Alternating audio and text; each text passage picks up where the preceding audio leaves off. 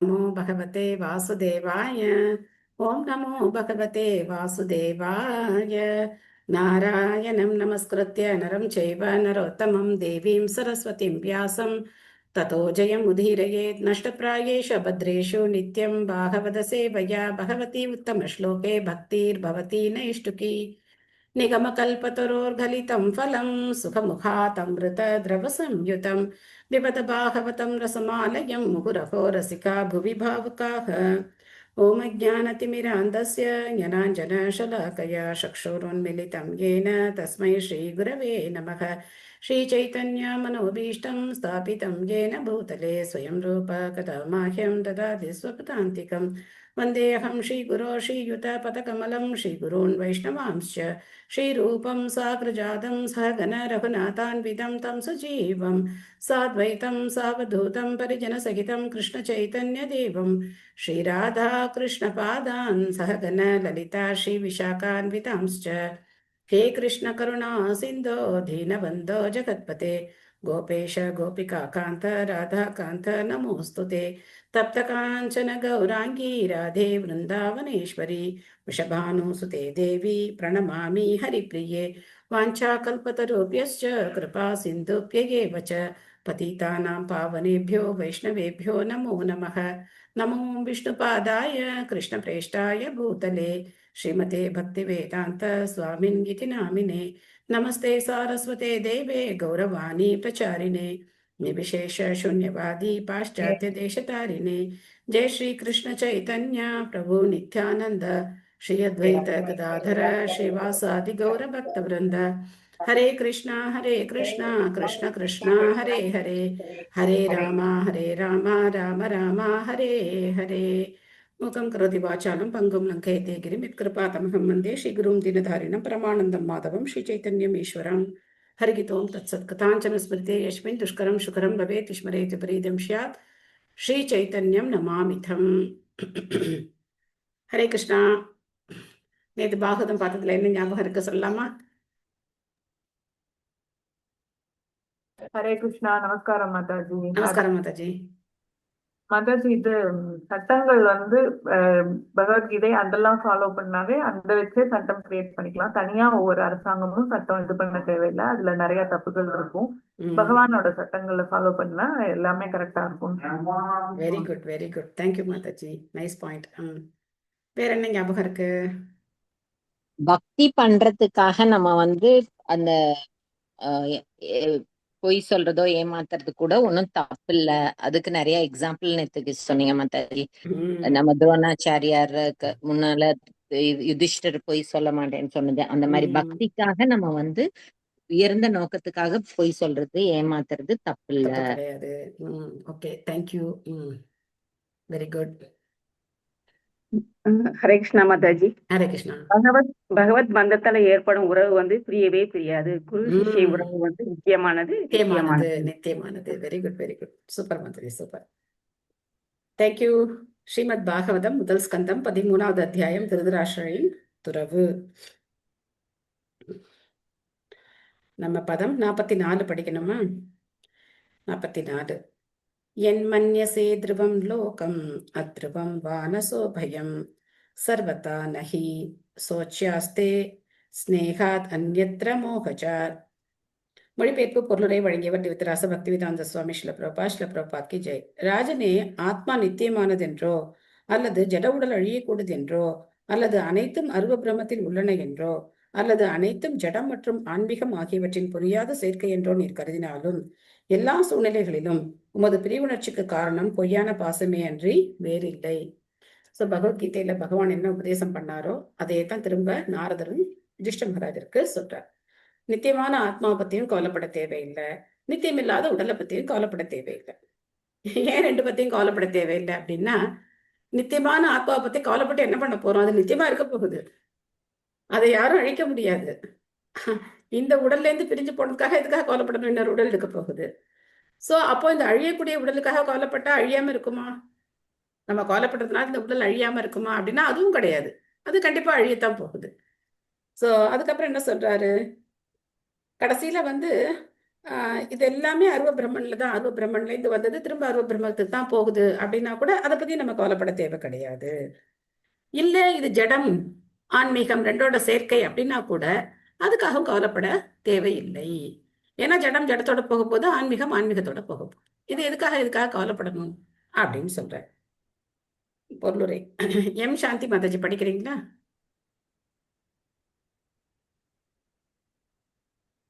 Okay, Meena Mataji படிங்க. பொருளுரை இந்த சீலபிரபாதருக்கு ஜெய். ஹரே கிருஷ்ணா மாதாஜி. ஹரே கிருஷ்ணா. படிக்கிறேன் மாதாஜி. படிங்க.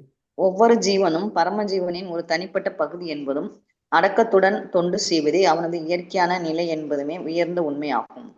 ஜீவராஜி ஒருவன் பந்தப்பட்ட நிலையில் இருந்தாலும் அல்லது பூரண அறிவும் நித்திய தன்மையும் கொண்ட முக்தியடைந்த நிலையில் இருந்தாலும் அவன் நிரந்தரமாக பரமபுருஷரின் கட்டுப்பாட்டிலேயே இருக்கிறான். ஆனால் உண்மையான அறிவில் அனுபவமற்றவர்கள் ஜீவராசியின் உண்மையான நிலையை பற்றி பல கற்பனையான கருத்துக்களை கூறுகின்றனர். எனினும் ஜீவராசி நித்தியமானவன் என்பதும் பஞ்சபூதங்களால் ஆன அவனது உடல் அழியக்கூடியதும் தற்காலிகமானதும் ஆகும் என்பது எல்லா தத்துவவாதிகளாலும் ஏற்றுக்கொள்ளப்பட்டுள்ளது. நித்தியமான ஜீவராசி கர்ம விதிப்படி ஓர் உடலில் இருந்து மற்றொன்றுக்கு மாறுகிறான். இந்த உடல்கள் அழியக்கூடியவை ஆகும். எனவே உடல் அழிவதாலோ அல்லது ஆத்மா வேறு உடலுக்கு மாறுவதாலோ வருத்தப்படுவதற்கு எதுவும் இல்லை.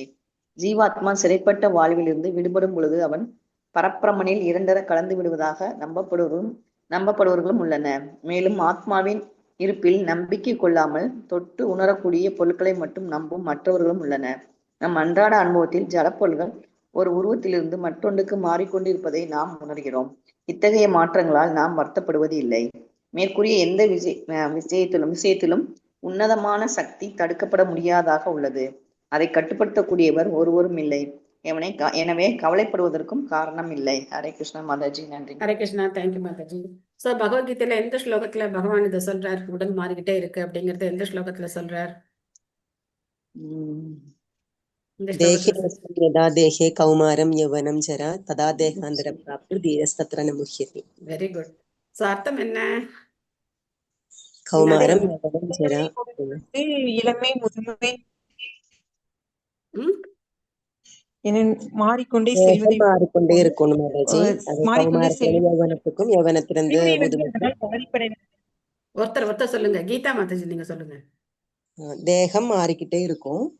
அது கௌமாரத்திலிருந்து யௌவனத்துக்கு, யௌவனத்திலிருந்து முதுமைக்கு, முதுமத்திலிருந்து முதுமை, அப்படியே வார்த்தக்கியம், அப்புறமா இறப்பு, அந்த மாதிரி தேகம் மாறிக்கிட்டே இருக்கும் அப்படின்னு சொல்லுவாங்க. அப்படி அதை தெரிஞ்சவன் யாரும் தீரஸ்தத்ர ந முஹ்யதி, அப்படி தெரிஞ்சவங்க வீரர்கள் அப்படின்னு சொல்லியிருக்காங்க. ஓகே, ஒரு பாதி கரெக்டா சொல்லிட்டீங்க. இன்னொரு பாதி என்ன அப்படின்னாக்க, எப்படி இந்த உடல்ல இருக்கும் போதே ஆத்மா மாறாம அப்படியே இருக்கு, உடல் மட்டும் மாறிக்கிட்டே இருக்கு, சிறு வயது, இளமை, முதுமை, கௌமாரம், யௌவனம், ஜரா அப்படி போகுதோ, அதே மாதிரி இந்த உடலை விட்டு ஆத்மா என்ன பண்ண போகுது? இன்னொரு உடலுக்கு போக போகுது. ஆத்மா மாற்றம் இல்லாதது, உடல் மாறக்கூடியது, இப்பவும் மாறிக்கிட்டே இருக்கு உடல். அதே மாதிரி இந்த உடலை விட்டு இன்னொரு உடலுக்கு போக போகுது. அதனால மரணத்தை கண்டு ஒரு தீரன் கலங்குவது இல்லை அப்படின்னு சொல்றார். அதே கருத்து தான் இங்க திரும்ப நமக்கு சொல்லப்படுது. நாரதரும் அதே தான் சொல்றார். ஓகே, அடுத்த பதம் 45. தஸ்மா ஜஹி அங்க வைக்லவ்யம் அஜ்ஞான கிருதமாத்மனக கதம் து அநாதாக கிருபனா வர்தேரம்ஸ்தே சமாம் வினா. எனவே ஆத்மாவை அறியாததால் ஏற்பட்ட மனக்கவலையை விடும். தீனமான அநாதைகளாகிவிட்ட அவர்கள் இப்பொழுது உமது துணையின்றி எப்படி வாழப்போகிறார்கள் என்று நீ நினைக்கிறீர். சோ ஆத்மா பத்தி உனக்கு இன்னும் புரியலையா அப்படின்னு கேட்கிறார். ஏன்னா பகவத்கீதையும் சொல்லும் போது துஷ்ட மகாராஜர் எல்லாருமே கேட்டிருக்காங்க. ஆனாலும் திரும்ப உடல் ரீதியான பற்றுனால என்ன நினைக்கிறாங்க? ஆஹா, அவங்க என்ன பண்ணுவாங்க, எப்படி இருப்பாங்க அப்படின்னு சொல்லி நினைக்கிறாங்க. அது மட்டும் இல்லாம பரமபுருஷ பகவான் தான் எல்லாரையும் பராமரிக்கிறார் அப்படின்னா எதுக்காக நாம யாரை பத்தியாவது கவலைப்படணும் இல்லையா? அப்ப என்ன நினைக்கிறோம்? நான் தான் எல்லாரையும் பாத்துக்கிறேன் அப்படின்னு நினைக்கிறோம். பகவத்கீதையில 5வது அத்தியாயத்துல கடைசி ஸ்லோகம் பகவான் சொல்ற, போக்தாரம் யஜ்ய தபசாம் சர்வலோக மகேஸ்வரம் சுகிருதம் சர்வபூதானாம் ஞாத்வா மாம் சாந்தி மிருச்சதி அப்படிங்கிறார். முக்கியமான ஸ்லோகம். எல்லாத்தையும் அனுபவிக்கிறது பகவான் தான். யாகங்கள், தவங்கள் எல்லாத்தினுடைய அனுபவிப்பாளர் பகவான் ஸ்ரீ கிருஷ்ணர் தான். அதுக்கப்புறம் என்ன சொல்றார்? சர்வலோக மகேஸ்வரம். மகேஸ்வரன் அப்படின்னா எல்லாரையும் கட்டுப்படுத்தக்கூடியவர், எல்லா லோகங்களையும் எல்லா மக்களையும் தேவர்கள் மனிதர்கள் இந்த உலகத்துல இருக்கிற எல்லாரையும் கட்டுப்படுத்தக்கூடியவர் பகவான் தான். அதுக்கப்புறம் சுகிருதம் சர்வபூதானாம் அப்படிங்கிறார். எல்லாருடைய நலம் விரும்பி பகவான் தான். சுகிருத் அப்படின்னாக்கா நலம் விரும்பி. சுகிருத், பந்து, மித்ரா இதெல்லாம் வந்து உறவினர்களை குறிக்கக்கூடிய வார்த்தைகள். நண்பர்கள், உறவினர்கள், ஒவ்வொரு வார்த்தைக்கு இப்போ இங்கிலீஷ்ல பார்த்தோம் அப்படின்னா ஒரே ஒரு வேர்டு ஃப்ரெண்ட்ஸ் அப்படிங்கிற வேர்டு, ரிலேட்டிவ்ஸ் ஃப்ரெண்ட்ஸ் அப்படி இருக்கும். பட் சான்ஸ்கிரிட்ல இதுக்கு வந்து இத்தனை டேர்ம்ஸ் இருக்கு. சுகிருத்னா என்ன அர்த்தம், மித்ரான்னா என்ன அர்த்தம், பந்துன்னா என்ன அர்த்தம், இந்த மாதிரி நிறைய டேர்ம்ஸ் இருக்கு. ஸோ அப்ப பார்த்தோம் அப்படின்னா சுகிருதம் சர்வபூதானாம் அப்படின்னு சொல்றார்.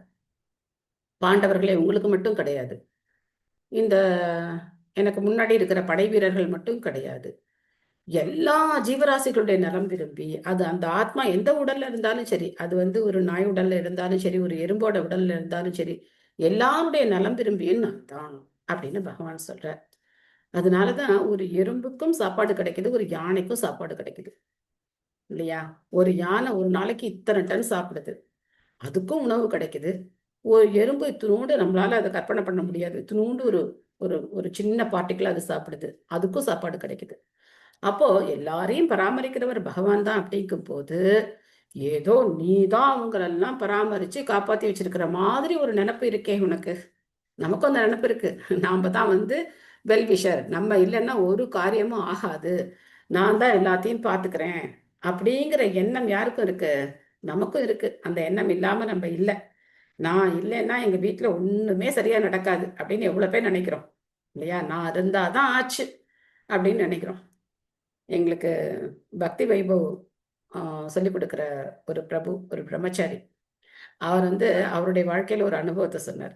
ரொம்ப சிரிப்பா இருந்தது. அவர் அப்பதான் கிருஷ்ண பக்திக்கு புதுசா வந்திருக்கார். அப்போ காலேஜ் படிச்சுட்டு இருக்காங்க. காலேஜ் பாய்ஸை வந்து புக் டிஸ்ட்ரிபியூஷனுக்காக கூட்டிட்டு போயிருக்காங்க. ஊட்டிக்கோ எங்கேயோ கூட்டிட்டு போயிருக்காங்க. அது இருக்கும் ஒரு 25 வருஷம் முன்னாடி. புக் டிஸ்ட்ரிபியூஷனுக்காக கூட்டிட்டு போயிருக்காங்க. ஸோ அப்போ இவர் போயிருக்காராம். அப்போ வந்து அவங்க சித்தி பொண்ணுக்கோ யாருக்கோ கல்யாணமா, அதனால அந்த கல்யாணத்துக்கு போகணும் அப்படின்னு சொல்லி அவர் வந்து இவரை கூட்டிட்டு போனவர்கிட்ட கேட்டிருக்காரு. இந்த மாதிரி எங்க வீட்டுல கல்யாணம், எங்க ரிலேட்டிவ் கல்யாணம், நான் போகணும் அப்படின்னு சொன்னாராம். அவர் கேட்டாராம், நீ அவசியம் போய்த்தான் ஆகணுமா அப்படின்னு சொல்லி. ஆமாமா, அவசியம் போய்த்தான் ஆகணும், ரொம்ப க்ளோஸ் ரிலேட்டிவ், போகலைன்னா வருத்தப்படுவாங்க.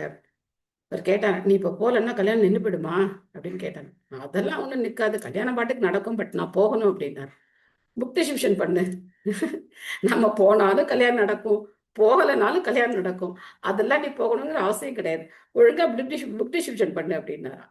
சரின்னு சொல்லிட்டு இவர் வந்து புக் டிஸ்ட்ரிபியூஷன் பண்ணாராம். எக்கப்பட்ட புக்ஸ் அன்னைக்கு டிஸ்ட்ரிபியூட் பண்ணாராம். அன்னைக்கு மேக்சிமம் அன்னைக்கு பகவத்கீதா அவர் தான் டிஸ்ட்ரிபியூட் பண்ணாராம். அப்போ வீட்டுக்கு அந்த நாள்லலாம் செல்போன் கிடையாது, மெசேஜ் பண்ண முடியாது, ஒன்றும் பண்ண முடியாது. நம்ம ஒரு லெட்டர் போட்டு தான் அவங்களுக்கு அது தெரியணும். இந்த மாதிரி இங்கிலாந்து லெட்டரோ ஏதோ ஒரு லெட்டர் போட்டால் தான் அவங்களுக்கு மெசேஜ் தெரியும். இவர் எங்கே இந்த ஊட்டியிலேருந்து இங்கே எங்கே லெட்டர் போடுறது? அதனால இவர் திரும்பி வரும்போது என்ன காரணம் சொல்லலாம் அப்படின்னு யோசிச்சுட்டே வந்தாராம். ஏன்னா எல்லாரும் கேட்க போறாங்க, ஏன் நீ கல்யாணத்துக்கு வராமல் எங்கே போனேன் எங்கே போனேன் எங்கே போனேன்னு எல்லாரும் கேட்க போகிறாங்க. எல்லா ரிலேட்டிவ்ஸ்லாம் வீட்டில் இருப்பாங்க, கேட்க போகிறாங்க. என்ன பண்ணலாம் அப்படின்னு யோசிச்சுட்டே வந்தாராம். அப்போ ஒரு ஐடியா தோணுச்சான். என்ன சொல்லிடலாம், நான் ஊட்டிக்கு போனால் எனக்கு ஜுரம் வந்துருச்சு, என்னால் ட்ராவல் பண்ண முடியல அப்படின்னு சொல்லிடலாம் அப்படின்னு நினச்சி வீட்டுக்கு வந்து நல்லா இழுத்து போத்திட்டு தூங்கிட்டாராம். யாரும் எதுவுமே கேட்கவே இல்லையாம். ஏன் நீ வரலன்னு கூட யாரும் கேட்கலையாம். அவங்கவுங்க வேலையில பிஸியாக இருக்காங்க. நீ ஏன் வரல, என்ன ஆச்சு உனக்கு, யாருமே எதுவுமே கேட்கலையாம்.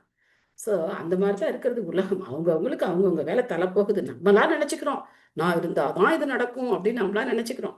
பட் அன்னைக்கு அவர் வந்திருந்தோன்னா அவரால் இத்தனை பேருக்கு பகவத்கீதை கொடுத்துருக்கவே முடியாது. ஸோ அதுக்காக கல்யாணத்துக்கு போகக்கூடாதுன்னு சொல்லலை. ஜஸ்ட் இந்த ஒரு நம்ம போன சேவையை விட்டுட்டு வராமல் என்ன பண்ணியிருக்காரு, அவர் அதை கம்ப்ளீட் பண்ணிட்டு வந்தார். அதுக்கப்புறம் ஃபுல் டைமாக பிரம்மச்சாரி ஆகி நல்ல பக்தர். அப்படியே அவர் பாகவதம் சொல்லும்போது அமிர்தமாக பொழிவார், கேட்டுக்கிட்டே இருக்கலாம் போல இருக்கும். ரொம்ப அற்புதமாக பாகவதம் சொல்லி கொடுப்பார். ஸோ அப்பேற்பட்ட ஒரு பக்தர் அவருடைய அனுபவத்தை பகிர்ந்துக்கிட்டார். அந்த மாதிரி நீ நினச்சிட்டு இருக்கியா, நீ தான் காப்பாற்ற போற, உன்னோட துணை இல்லாமல் அவங்க எப்படி இருப்பாங்க அப்படின்னு நீ வந்து அதை நினைச்சு நீ என்னவோ பெரிய நீ தான் காப்பாற்ற போற மாதிரி நினைச்சிட்டு இருக்கியா அப்படின்னு சொல்லி இங்க கேட்குற. மீனா மாதாஜி படிக்கிறீங்களா?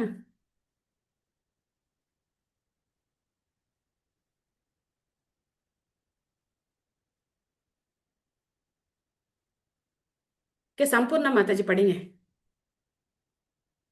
படிக்கிறேங்க மாதாஜி. ஹரே கிருஷ்ணா. பொருளிருவருங்க பக்தி வேதாந்த சுவாமி ஸ்ரீல பிரபுபாதர் கி ஜெய். நமது உறவினர்களும் நண்பர்களும் உதவியற்றவர்களாகவும் தீனர்களாகவும் உள்ளனர் என்று நாம் நினைப்போமானால் அதற்கு அறியாமையே காரணம். ஒவ்வொரு ஜீவனும் உலகில் பெற்றுள்ள நிலைக்கேற்ப பரமபுருஷனின் ஆணைப்படி எல்லா பாதுகாப்பையும் பெற அனுமதிக்கப்படுகின்றனர். பகவான் பூதப்ருத் எல்லா ஜீவன்களையும் காத்து ரட்சிப்பவர் என்று அழைக்கப்படுகிறார். ஒருவன் தன் கடமைகளை மட்டுமே நிறைவேற்ற வேண்டும், ஏனெனில் பகவான் மட்டுமே வேறு எவருக்கும் பாதுகாப்பு அளிக்க இயலும். பின்வரும் பதங்களில் இது இன்னும் தெளிவாக விளக்கப்படும். ஹரே கிருஷ்ணா. தேங்க்யூ மாதாஜி. ஸோ பகவான் தான் எல்லாரையும் காப்பாத்துறார், நம்ம யாரையும் காப்பாற்ற முடியாது. அதுக்கு அற்புதமான ஒரு உவமை சொல்றார் பாருங்க இந்த ஸ்லோகம். கால கர்ம குணாதீனோ தேகோயம் பாஞ்சபௌதிகः கதம் மன்யாம்ஸ்து கோபாயாத் சர்பக்ரஸ்தோ யதா பரம். என்ன மாதிரி ஒரு உதாரணம் சொல்றார் நாரதர். பஞ்சபூதங்களான ஸ்தூலமான இந்த உடல், இந்த ஜட உடல், காலம், கர்மா மற்றும் ஜட இயற்கை குணங்கள் ஆகியவற்றின் கட்டுப்பாட்டில் இருக்கிறது. எனவே ஏற்கனவே பாம்பின் வாய்க்குள் அகப்பட்டு கொண்டுள்ள இதனால் எப்படி பிறரை காப்பாற்ற இயலும்? என்ன சொல்றாரு? நீயே பாம்போட வாய்க்குள்ள மாட்டிக்கிட்டு இருக்க, நீ இன்னொருத்தர் எப்படி காப்பாத்துவ அப்படின்னு கேட்கிற. பாம்போட வாய்ங்கிறது இது இங்க என்ன சொல்றாரு? காலம் கர்மா. கால கர்ம குணாதீனோ தேகோயம் பாஞ்சபௌதிக. இந்த ஸ்தூலமான 5 பொருட்களாலான இந்த உடல், காலம், கர்மா, இது ஒரு பாம்புக்கு ஒப்பிட்டு சொல்லப்படுது. இதுல நீயே மாட்டிக்கிட்டு இருக்க, நீ எப்படி இன்னொருத்தரை காப்பாற்ற முடியும்? இப்போ ஒருத்தரை நம்ம காப்பாற்றணும் அப்படின்னாக்க நம்ம கையை எப்படி இருக்கணும்? ஃப்ரீயா இருக்கணும். நாமளே கையை கட்டு போட்டு நம்மளை கட்டி வச்சிருக்கும் போது நாம எப்படி இன்னொருத்தரை போய் காப்பாற்ற முடியும் இல்லையா? ஸோ அதனால யாரால காப்பாற்ற முடியும்? ஃப்ரீயா இருக்கிறவர் பகவான் தான். அவர் தான் எல்லாரையும் காப்பாற்ற முடியும். நாம போய் யாரையும் காப்பாற்ற முடியாது. அற்புதமான ஸ்லோகம். யாராவது இந்த ஸ்லோகத்தை படிக்கிறீங்களா? ஹரே கிருஷ்ண மாதாஜி. ஹரே கிருஷ்ணா. பிரணாம் சிங். கால கர்ம குணாதீனோ தேகோயம் பாஞ்சபௌதிகः கதம் அன்யாம்ஸ்து கோபாயே சர்பக்ருத்தோ யதா பரம். தேங்க்யூ மாதாஜி. ஹரே கிருஷ்ணா. உங்க லைன் கொஞ்சம் இதுவா இருக்கு. வேற யாராவது படிக்கிறீங்களா? கால கர்ம குணாதீனோ தேகோயம் பாஞ்சபௌதிகः கதமன்யாஸ்து கோபாயே சர்பக்ரஸ்தோ யதா பரம். ஹரே கிருஷ்ணா மாதாஜி. ஹரே கிருஷ்ணா. தேங்க்யூ மாதாஜி. வேற யாராவது படிக்கிறீங்களா? நான் படிக்கிறேன் மாதாஜி. ஹரே கிருஷ்ணா. ஹரே கிருஷ்ணா. கால கர்ம குணாதீனோ தேகோயம் பாஞ்சபௌதிக கதம் அனம்யாஸ்து கோபேயே சர்பக்ரஸ்தோ யதா பரம். தேங்க்யூ மாதாஜி. மொழிபெயர்ப்பு. பஞ்சபூதங்களாலான ஸ்தூலமான இந்த ஜட உடல், காலம், கர்மா மற்றும் ஜட இயற்கை குணங்கள் ஆகியவற்றின் கட்டுப்பாட்டில் இருக்கிறது. எனவே ஏற்கனவே பாம்பின் வாய்க்குள் அகப்பட்டு கொண்டுள்ள இதனால் எப்படி பிறரை காப்பாற்ற இயலும்? சோ அதனால நாம இன்னொருத்தரை காப்பாத்திடலாம்னு நினைக்கிறது என்னது? அறியாமை தான். அதுக்காக நம்மளுடைய கடமைகளை நம்ம செய்யாம இருக்கக்கூடாது. இதை சரியா புரிஞ்சுக்கணும். ஒரு குழந்தை இருக்கு, சரி நானா இதை காப்பாற்ற போறேன், எதுக்கு இதுக்கு சாப்பாடு கொடுக்கணும் அப்படிலாம் கிடையாது. நம்மளுடைய கடமையை நம்ம சரியா செய்யணும். ஆனா அதே சமயத்துல பகவான் தான் காப்பாத்துவார் அப்படிங்கறத புரிஞ்சுக்கணும். பகவானுடைய கருணை இருந்தா என்னால இன்னைக்கு இந்த காரியத்தை செய்ய முடியும், இல்லைன்னா என்னால செய்ய முடியாது. பகவானுடைய கருணை எனக்கு இல்லை அப்படின்னா இன்னைக்கு அந்த காரியத்தை என்னால செய்ய முடியாது. ஒரு டாக்டர் அப்படின்னா அவர் இந்த மனநிலையில தான் இருக்கணும். நான் தான் எல்லாரையும் காப்பாத்துறேன் அப்படின்னு நினைக்கக்கூடாது. அவர் என்ன நினைக்கணும் அப்படின்னாக்கா, என்ன உண்மை அப்படின்னா அதான் உண்மை. அவரால் ஒருத்தரை காப்பாற்ற முடியும், காப்பாற்ற முடியாது அப்படிங்கிறது அவர் கையில கிடையாது. பகவான் என்ன சக்தி கொடுத்திருக்காரோ, பகவான் அந்த ஆத்மாவுக்கு எத்தனை காலம் கொடுத்திருக்கிறாரோ அந்த மாதிரி ஆத்மா வந்து அவரால் காப்பாற்ற முடியும். அவர் தான் எல்லாரையும் காப்பாத்துறாரு அப்படின்னா அவர் கையில யாருமே சாக மாட்டாங்களா? இல்லையா? நல்ல மருந்து, சிறப்பான மருத்துவர் இருந்தாலும் மரணம் அப்படிங்கிறது தவிர்க்கவே முடியறது கிடையாது. அதனால ஒவ்வொருத்தரும் இந்த புரிதல் இருக்கணும். நான் யாரையும் காப்பாற்ற போறது இல்ல, பகவான் தான் காப்பாத்துறாரு. நான் ஒரு கருவியா இருக்கேன். நான் ஒரு கருவியா பகவான் என்ன செய்ய சொல்றாரோ அது செய்யக்கூடிய ஒரு கருவியா இருக்கேன். அதனால நான் என்னுடைய கடமையை நம்ம சரியா செஞ்சிடணும். ஆனா அந்த அகங்காரம் இருக்கக்கூடாது. நான் தான் அப்படிங்கிற அந்த அகங்காரத்தை நம்ம விட்டுறணும். விட்டுட்டு நம்ம கடமையை நம்ம சரியா செய்யணும். கடமையை செய்யாம இருக்கக்கூடாது. ஓ, பாகவத்துல நம்ம படிச்சோம், நம்ம யாரையும் காப்பாற்ற போறது இல்ல, அதனால நான் எதையும் செய்ய மாட்டேன், நான் வெறும் ஹரே கிருஷ்ணா மட்டும் சொல்லிட்டே இருப்பேன். அந்த மாதிரி அர்த்தம் கிடையாது இதுக்கு. இதுக்கு என்ன அர்த்தம் அப்படின்னா, சரியான புரிதலோட நம்ம கடமையை நாம சரியா செய்யணும். ஓகே, மீனா மாதாஜி பொருளுரை படிக்கிறீங்களா? ஹரே கிருஷ்ணா. ஹரே கிருஷ்ணா. ஜெய். அரசியல், பொருளாதாரம், சமூகம் மற்றும் பண்பாட்டு விளம்பரங்களின் மூலமாக சுதந்திரத்தை பெற முயலும் உலக ஸ்தாபனங்களால் யாருக்கும் எந்த நன்மையும் செய்ய முடியாது. ஏனெனில் அவை உயர் சக்தியின் கட்டுப்பாட்டில் உள்ளன. பந்தப்பட்ட ஜீவன் ஜட இயற்கையின் முழு கட்டுப்பாட்டில் இருக்கிறான். சத்துவம், ரஜஸ், தமஸ் என 3 ஜட இயற்கை குணங்கள் உள்ளன. சத்துவ குணத்தில் நிலை பெற்று இருந்தால்தான் ஒருவரால் பொருட்களை உள்ளபடி காண முடியும். ரஜோ மற்றும் தமோ குணங்களில் உள்ளவர்களால் பொருட்களை கூட உள்ளபடி காண முடியாது. எனவே இவர்களால் சரியான பாதையில் தங்களது செயல்களை அமைத்துக் கொள்ள முடியாது. சத்துவகுணத்தில் உள்ளவனால் மட்டுமே ஓரளவிற்கு முயற்சி செய்ய முடியும். பெரும்பான்மையினர் ரஜோ மற்றும் தமோ குணங்களில் இருப்பதால் அவர்களது திட்டங்களும் ஏற்பாடுகளும் யாருக்கும் நன்மை வாய்ப்பதாக இருக்காது. இயற்கை குணங்களுக்கு மேலே இருப்பது நித்திய காலம். இது ஜட உலகில் உள்ள அனைத்தின் வடிவங்களையும் உருமாற்றி விடுவதால் காலன் என்று அழைக்கப்படுகிறது. தற்காலிகமாக நன்மை பயக்கக்கூடிய ஒன்றை நம்மால் செய்ய முடிந்தாலும் காலம் அதை நாளடைவில் தோல்வி அடைய செய்கிறது. கால சர்ப்பம் அல்லது நல்ல பாம்பின் கடி உயிருக்கு ஆபத்தை விளைவிக்க கூடியதாகும். எனவே கால சர்ப்பத்துடன் ஒப்பிடப்படும் இந்த நித்திய காலத்தை விலக்கிக் கொள்வதுதான் நாம் செய்ய தகுந்த ஒரே செயலாகும். நல்ல பாம்பின் கடியிலிருந்து ஒருவரையும் காப்பாற்ற முடியாது.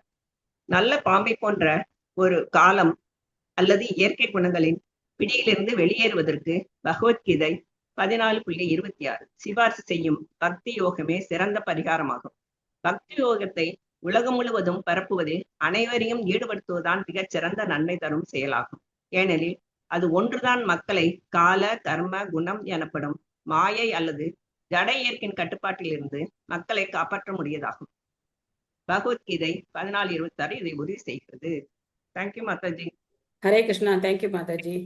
ஸோ பிரபாத் வந்து நமக்கு கிளியரா இந்த பொருளுரையில கொடுக்குறார். என்ன சொல்றாரு அப்படின்னாக்க, சத்துவகுணத்துல இருக்கிறவங்களால ஓரளவுக்கு ஒரு விஷயத்த சரியா பார்க்க முடியும். ரஜோ தமோ குணங்கள்ல இருக்கிறவங்களால என்ன விஷயமோ அதை பார்க்க முடியாது அப்படின்னு சொல்றார். இது என்ன பார்க்கறது, பார்க்க முடியாது, இது என்ன பெரிய விஷயமா, நம்ம முன்னாடி என்ன இருக்கோ அதை நம்ம கண்ணு நல்லா இருந்தா பார்க்கலாமே அப்படின்னு நம்ம நினைக்கலாம். ஆனா இப்ப பார்க்குற பார்வை வந்து பௌதிகமான பார்வை. இப்ப பார்க்குற பார்வை என்ன? நம்ம பார்வை பௌதிகமான பார்வை. உண்மையான பார்வை என்ன அப்படின்னாக்கா, சாஸ்திரங்கள் மூலமா ஒரு விஷயத்த பார்க்கறது. அதுக்கு பேரு சாஸ்திர சக்ஷு அப்படின்னு பேரு. சக்ஷுனா பார்க்கறது, சாஸ்திர சக்ஷு அப்படின்னு பேரு. சாஸ்திரங்கள் மூலமா நம்ம பார்க்கறது அப்படின்னு பேரு. இப்ப பகவத்கீதையில 5வது அத்தியாயத்துல ஒரு பண்டிதன் அப்படிங்கிறவர் என்ன மாதிரி பார்ப்பார், அவருடைய பார்வை எப்படி இருக்கும் அப்படின்னு ஒரு ஸ்லோகம் சொல்லப்பட்டிருக்கு. வித்யா வினய சம்பன்னே பிராமணே கவிஹஸ்தினி சுனி சைவ ஸ்வபாகேஷ பண்டிதா சமதர்ஷினக அப்படின்னு ஒரு ஸ்லோகம். என்ன அர்த்தம்? வித்யா, வித்யா அப்படின்னாக்க ஞானம், அறிவு இருக்கிற ஒருத்தர் எப்படி இருப்பார்? வினயமா இருப்பார், பணிவோட இருப்பார். வித்யா வினய, ரொம்ப பணிவோட இருப்பார். அகங்காரம் இருந்தது அப்படின்னா அவருடைய வித்யாக்கு அர்த்தம் கிடையாது. யார் ஒருத்தர் பணிவா இருக்கிறாங்களோ அவங்க வந்து அவங்களுடைய ஞானத்தினால பூரணமா இருக்காங்கன்னு அர்த்தம். ஞானம் அகங்காரத்தை கொடுத்தது அப்படின்னாக்க அந்த ஞானம் பூரணமான ஞானம் கிடையாது. ஸோ வித்யா வினய சம்பன்னே, அவர் எப்படி இருப்பாராம்? பிராமணே கவி ஹஸ்தினி.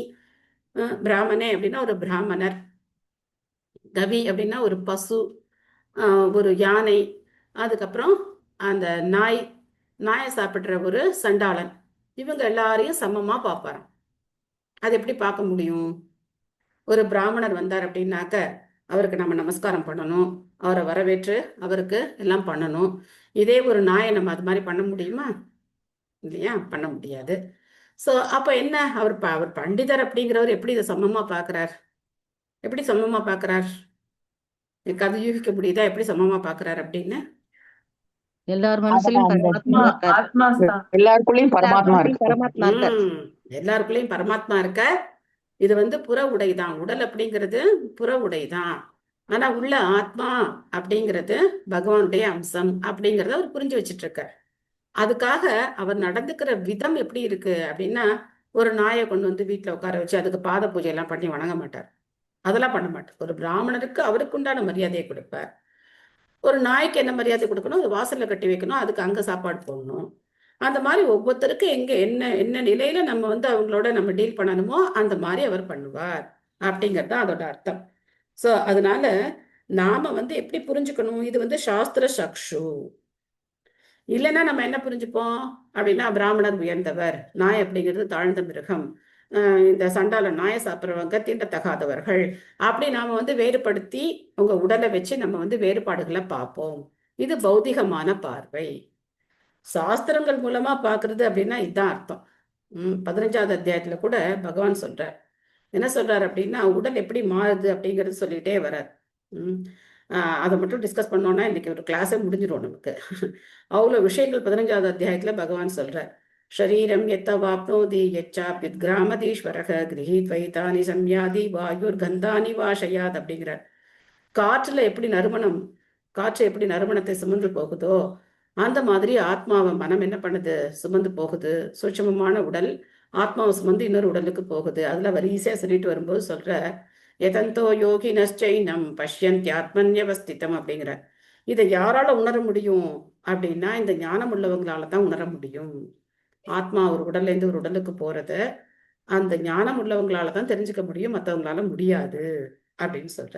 இதனால சாஸ்திர சக்ஷு, நமக்கு இப்ப சாஸ்திரம் படிக்கிறோம் அப்படின்னா அந்த அடிப்படையில நம்ம வந்து மற்றவங்களை பார்க்கறதுக்கு நம்ம வந்து பழகிக்கணும். திரும்ப நம்ம என்ன பண்ணக்கூடாது, சாதாரண பௌதீக பார்வையே பார்க்கக்கூடாது. நம்ம வீட்டுல இருக்கிறவங்க எல்லாரும் எப்படி பார்க்கணும் அப்படின்னாக்க, நம்ம உறவினர்கள் வீட்டுல இருக்கிறப்ப கணவன் மனைவி குழந்தைங்க எல்லாரும் இருக்காங்கன்னு வச்சுக்கோங்க, அவங்களெல்லாம் எப்படி பார்க்கணும் நம்ம அப்படின்னா, பகவானால எனக்கு அனுப்பி வைக்கப்பட்டவர்கள் அப்படின்னு பார்க்கணும். அப்போ அவங்களுக்கு சேவை செய்யறது, அதுக்கு நான் வந்து பகவானால இங்க நியமிக்கப்பட்டிருக்கேன் அப்படி பார்க்கணும். அப்ப என்ன பண்ண மாட்டோம், தேவையில்லாம ஒரு பெரிய ஒரு அட்டாச்மெண்ட், நான் இருந்தாதான் நான் பார்த்தாதான் அப்படின்னு நினைக்க மாட்டோம். அந்த டிட்டாச்சோட நம்ம என்ன பண்ணுவோம், நம்ம கடமையை சரியா பண்ணுவோம். புரியுதா இது? நான் சொல்ற விதம் இல்ல மாத்தி சொல்லணுமா, எப்படி சொன்ன எனக்கு புரியல. புரியுது மாதாஜி, ஆனா ரொம்ப கஷ்டம் தோணும். கஷ்டம். பற்று இருக்கணும், பாசம் இருக்கக்கூடாது, அந்த மாதிரி தானே மாதாஜி? எஸ், நமக்கு வந்து பற்றுன்னு சொல்றதை விட பாசம் இருக்கலாம்னா பற்று கூடாது. அன்போட இருக்கணும், நம்ம எல்லார்கிட்டையும் அன்போட இருக்கணும். ஆனா பற்று இருக்கக்கூடாது. நான் தான் அப்படின்னு நம்ம வந்து நினைக்க கூடாது. நான் செய்யறதுதான் நான் தான் அப்படின்னு நினைக்க கூடாது. ஸோ லெட் தம் லிவ் தர் லைஃப். அவங்கவுங்க வாழ்க்கையை அவங்கவுங்க வாழ்வாங்க. நம்ம இதை இன்னும் ஈஸியா எப்படி புரிஞ்சுக்கலாம் அப்படின்னாக்க, இப்போ யாராவது ஒருத்தர் வந்து இறந்துட்டாங்கன்னு வச்சுக்கோங்க, வீட்டில் இருக்கிற ஒரு குடும்ப உறுப்பினர் யாரோ, சாரி அந்த மாதிரி சொல்றதுக்காக வருத்தப்படாதீங்க, ஜஸ்ட் ஒரு எக்ஸாம்பிளுக்காக சொல்றேன். அப்போ நம்ம வந்து என்ன நினைப்போம் அப்படின்னா, அவங்க இல்லைன்னா வாழ்க்கையே இல்லை அப்படின்னா. ஆனா உலகம் இயங்காம இருக்கா? எப்போ போல இந்த உலகம் இயங்கிக்கிட்டே தானே இருக்கு. யார் இருந்தா என்ன, யார் இல்லைன்னா என்ன, எல்லாரும் அவங்கவுங்க காரியத்தை பண்ணிக்கிட்டே தானே இருக்காங்க. ஸோ அதனால இந்த புரிதல் வந்தா என்ன ஆகும் அப்படின்னா, டிப்ரெஷன் வராது. ரொம்ப டிப்ரெஸ்டா போயிடுவாங்க சில பேர் வந்து யாராவது போயிட்டாங்கன்னா அவங்க சூசைட் கூட பண்ணிப்பாங்க. ஸோ அதெல்லாம் வராது. நம்ம வந்து தெளிவான ஒரு பார்வை, நமக்கு வந்து சாஸ்திரங்கள் மூலமா பார்க்குற பார்வையை வந்து நமக்கு வந்து வாழ்க்கையை நம்ம வந்து சீரா நடத்துறதுக்கு நமக்கு உதவி செய்யும். அதனாலதான் இங்க சொல்றாரு, மற்ற ரஜோ தமோ குணங்கள்ல இருக்கிறவங்களால இந்த புரிஞ்சுக்க முடியாது அப்படின்னு சொல்லி. ஸோ அதனால உலகத்துல யார் என்ன திட்டம் போட்டாலும் சரி, அந்த திட்டம் எதுவும் என்ன ஆகிறது கிடையாது, நடக்கிறது கிடையாது அப்படிங்கிறத சொல்ற. எல்லாருமே ஜட இயற்கையுடைய கட்டுப்பாட்டுல தான் இருக்கும், கால சர்ப்பம் அப்படின்னு இங்க சொல்லப்படுது. ஸோ 14வது அத்தியாயத்துல இந்த ஸ்லோகத்துல என்ன சொல்றாரு, மாம்சையோ அவ்யபிச்சாரேன பக்தி யோகேன சேவத்தே சகுணான் சமத்தித்தே தான் பிரம்ம பூயாய கல்பத்தே அப்படின்னு சொல்ற. அவ்யபிச்சாரிணி பக்தி பண்ணணும் அப்படின்னு சொல்ற. நான் விபச்சாரம் அப்படின்னா ஒரு பெண்ணுக்கு ஒரு கணவன் அப்படின்னு கிடையாது, பல ஆண்களோட பழகிற பெண்ணுக்கு என்ன பேருன்னா விபச்சாரின்னு பேரு. இங்க பகவான் என்ன சொல்றாரு, மாம்சையோ அவ்யபிச்சாரிணி பக்தி பண்ணு அப்படிங்கிறார். பக்தியில கூட நீ என்ன பண்ணு, எனக்கு மட்டுமே பக்தி பண்ணு, உன்னுடைய மனசை வேற யாருக்கும் கொடுக்காத, எனக்கே கொடு அப்படிங்கிறார். அப்படி பண்ணும்போது என்ன பண்ண முடியும் அப்படின்னாக்க, மூணு குணங்களை கடந்து வர முடியும். மாம்சயோ அபியபிச்சாரேன பக்தி யோகேன சேவத்தே சகுணான் சமதீத்தியைத்தான். அது ரொம்ப முக்கியம். மூணு குணங்களை கடந்தாதான் பக்தினா என்ன நமக்கு புரிஞ்சுக்க முடியும். சத்துரஜோ தம குணங்களை கடந்தாதான் பக்தியை புரிஞ்சுக்க முடியும். இது பகவத்கீதையில பல இடங்கள்ல பகவான் சொல்றார். திரைகுண்ய விஷயாவேதா நிஸ்திரைகுண்யோ பவார்ஜுன நித்வந்தோ நித்தியசத்வஸ்தோ நித்யோகக்ஷேம ஆத்மவான் 2வது அத்தியாயத்திலே சொல்லிட்டார். ஸோ அதனால மூன்று குணங்களை கடந்து வந்தாதான் நாம பகவானை புரிஞ்சுக்க முடியும். அதுக்கான முயற்சி தான் நாம ஜபம். ஹரே கிருஷ்ண கிருஷ்ண கிருஷ்ண ஹரே ஹரே ஹரே ராம ராம ராம ஹரே ஹரே. இது ஓவர் நைட்லாம் வராது. நமக்கு காலம் கொஞ்சம் கொஞ்சமாக தான் மாறும். அடுத்த ஸ்லோகம் பாருங்க, அற்புதமான ஸ்லோகம். அகஸ்தானி சகஸ்தானம் அபதானி சதுஷ்பதாம் ஃபல்குனி தத்ர மகதாம் ஜீவோ ஜீவஸ்ய ஜீவனம். இதுதான் நம்ம விதி, இதுதான் நம்மளுடைய விதி. கைகள் இல்லாதவை கைகள் உள்ளவைகளுக்கு இரையாகின்றன. கால்கள் இல்லாதவை 4 கால் மிருகங்களுக்கு இரையாகின்றன. வலிமையற்றவை வலிமை உள்ளவர்களுக்கு இரையாகின்றன. எனவே ஒரு ஜீவன் மற்றொரு ஜீவனுக்கு உணவு என்பதே பொதுவான விதியாகும். இதுதான் இந்த உலகத்துல இருக்கிற எல்லா ஜீவராசிகளுடைய விதியும். இந்த விதியை மாற்றவே முடியாது. ஸோ இந்த உலகத்துல நாம வாழணும் அப்படின்னா கூட ஒரு உயிரை சாப்பிட்டு தான் நம்ம வாழணும். ஒரு உயிரை கொல்லாம நம்மளால என்ன பண்ண முடியாது, வாழ முடியாது. அப்பேற்பட்ட பயங்கரமான உலகம் இது. ஆனா நம்ம இதை பத்தி எல்லாம் கவலையே படுறது இல்ல. அடிச்சு நவுத்து எல்லாத்தையும் உள்ள தள்ளிட்டு இருக்கோம். இன்னைக்கு வேற நியூ இயர் வேற. அப்பா, எத்தனை அப்பாவி மிருகங்கள் கொல்லப்பட்டிருக்குமோ தெரியாது. இந்த நாட்கள்லாம் பார்த்தோம் அப்படின்னா மது, மாமிசம், அதுக்கப்புறம் என்னென்னமோ இதெல்லாம் தான் அதிகமா இருக்கு. ஓகே, பொருளுரை. சித்ரா மாதாஜி படிக்கிறீங்களா? நீண்ட பொருளுரை. ஹரே கிருஷ்ணா மாதாஜி. ஹரே கிருஷ்ணா. இல்ல, பிரபுபாதருக்கு ஜெய். பகவானின் விருப்பப்படி உயிர் வாழ போராட்டத்தில் ஒரு முறையான சட்டம் உள்ளது. எத்தனை சட்டங்களை தீட்டினாலும் இதிலிருந்து ஒருவராலும் தப்ப முடியாது. பகவானின் விருப்பத்திற்கு எதிராக ஜட உலகிற்கு வந்துள்ள ஜீவராசிகள் மாயா சக்தி எனப்படும் உயர்ந்த சக்தியின் கட்டுப்பாட்டில் உள்ளன. மேலும் பகவானின் பிரதிநிதியாக செயற்படும் தெய்வீ மாயா என்றும் அழைக்கப்படும் இச்சக்தி மூகை துன்பங்களால் பந்தப்பட்ட ஆத்மாக்களை வருந்துவதற்கென ஏற்பட்டதாகும். இந்த மூவகை துன்பங்களில் ஒன்று இங்கு இப்பதத்தில் விளக்கப்பட்டுள்ளது. பலமற்றது பலமுள்ளதற்கு இறை, அதிக பலமுள்ளதற்கு பலியாவதிலிருந்து தன்னை காப்பாற்றிக் கொள்ளும் போதுமான சக்தி ஒருவருக்கும் கிடையாது. மேலும் பகவானின் விருப்பப்படி பலவீனமானது பலமுள்ளது மற்றும் அதிக பலம் உள்ளது என்ற வரிசைப்படி பிரிவினைகள் ஏற்படுத்தப்பட்டுள்ளன. ஒரு புலி, மனிதன் உட்பட பலவீனமான ஒரு மிருகத்தை கொன்று தின்னுமானால் அதில் வருத்தப்படுவதற்கு ஒன்றுமில்லை. ஏனெனில் அது பரமனின் சட்டமாகும். ஆனால் மனிதனின் மற்றொரு ஜீவனை உணவாக கொள்ள வேண்டுமென்ற சட்டம் குறிப்பிட்ட போதிலும் பகுத்தறிவு சட்டம் என்பதும் ஒன்று உண்டு. ஏனெனில் மனிதன் சாஸ்திர விதிகளை பின்பற்ற வேண்டியவனானவனாவான். மிருகங்களால் இதை செய்ய முடியாது. மனிதன் தன்னுணர்வை பெற வேண்டியவனாவான். இது நோக்கத்திற்காக பகவானுக்கு முதலில் அர்ப்பணிக்காத எதையும் அவன் உண்ணக்கூடாது. காய்கறிகள், பழங்கள், இலைகள் மற்றும் தானியம் ஆகியவற்றாலான எல்லா வகையான உணவுகளையும் பகவான் பக்தர்களிடமிருந்து ஏற்றுக்கொள்கிறார். பிறகு இவ்வுணவுகளை பிரசாதமாக பக்தன் உண்ணலாம். இதனால் வாழ்க்கை போராட்டத்தில் உள்ள எல்லா துன்பங்களும் படிப்படியாக குறைந்துவிடும். இதை பகவத்கீதை 9.26 உறுதி செய்கிறது. மிருகங்களை உண்பவர்கள் கூட அவர்களது உணவை படைக்கலாம், ஆனால் பகவானுக்கு நேரடியாக அல்ல. மாறாக அவரது ஒரு குறிப்பிட்ட பிரதிநிதிக்கு. இதையும் குறிப்பிட்ட சமய சடங்குகளின் படிதான் செய்ய வேண்டும். இத்தகைய சாஸ்திர விதிகள் மாமிசம் உண்பவனை உற்சாகப்படுத்துவதற்காக உள்ளவை அல்ல. மாறாக கட்டுப்பாட்டு விதிகளினால் அவற்றை கட்டுப்படுத்துவதே ஆகும். பலவீனமான ஜீவராசி பலமுள்ள மற்ற ஜீவராசிகளுக்கு இறை ஜீவனத்துக்காக எந்த சூழ்நிலையிலும் யாரும் அதிக கவலைப்படக்கூடாது. ஏனெனில் எல்லா இடங்களிலும் ஜீவராசிகள் உள்ளன.